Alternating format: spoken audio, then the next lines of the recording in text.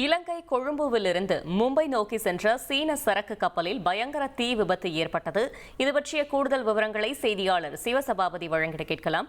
சிவசபாபதி, வணக்கம். இந்த தீ விபத்திற்கான காரணம் என்ன? முழு தகவல்களை சொல்லுங்க.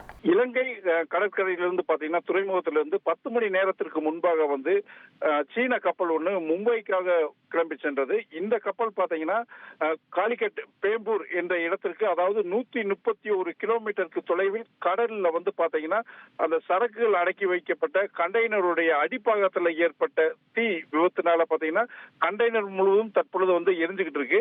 இந்த கப்பல்ல பாத்தீங்கன்னா 22 பணியாளர்கள் இருக்காங்க. இவங்கள 18 பேர் கடல்ல குதிச்சதாக சொல்லப்படுகிறது. மேலும் 5 பேரை கடற்படையினர் மீட்டு அவங்களுக்கு சிகிச்சை அளிச்சுக்கிட்டு இருக்காங்க. 4 பேரை காணவில்லை. மேலும் கேப்டன் உட்பட 3 பேர் அவங்க கப்பல்ல இருக்கிறதாக சொல்றாங்க. இது மட்டும் இல்லாம கப்பல்ல இருக்கிற 20 கண்டெய்னர்கள் கடலுக்குள்ள விழுந்திருக்கு.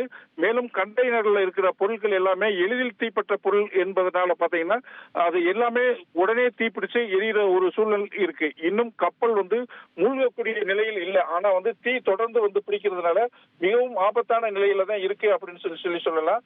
மேலும் பாத்தீங்கன்னா மங்களூர்ல இருந்து ICGS ராஜ்தூத், அதே மாதிரி கொச்சியிலிருந்து ICGS என்ற கப்பலும், அதே போல பாத்தீங்கன்னா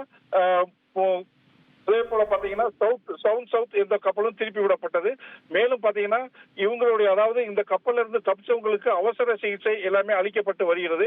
எர்ணாகுளம் மற்றும் கோழிக்கோடு மாவட்ட ஆட்சியர்கள் ஆட்சியர்களோட முதல்வர் கலந்து ஆலோசித்து தேவையான உதவிகள் செய்யுமாறு உத்தரவிட்டார். இந்த கப்பல் பாத்தீங்கன்னா அதாவது சரியா போய் சேர்ந்துருந்துச்சுன்னா நாளை மும்பை கடற்கரையை அடைய வேண்டியிருந்திருக்கும். ஆனா தற்பொழுது இந்த தீ விபத்தினால பாத்தீங்கன்னா பெரும் சேதங்கள் ஏற்பட்டிருக்குன்னே சொல்லலாம். கடல்ல விழுந்த கண்டெய்னர்கள் மேலும் விழக்கூடும், அதில் அபாயகரமான பொருட்கள் இருக்கு அப்படிங்கிறது உறுதி செய்யப்பட்டுள்ளது. தகவல்களுக்கு நன்றி சிவசபாபதி. உங்கள் தந்திவன் தொலைக்காட்சியில் கணபதியே வருவாய் தினமும் காலை 7 மணிக்கு காண தவறாதீர்கள்.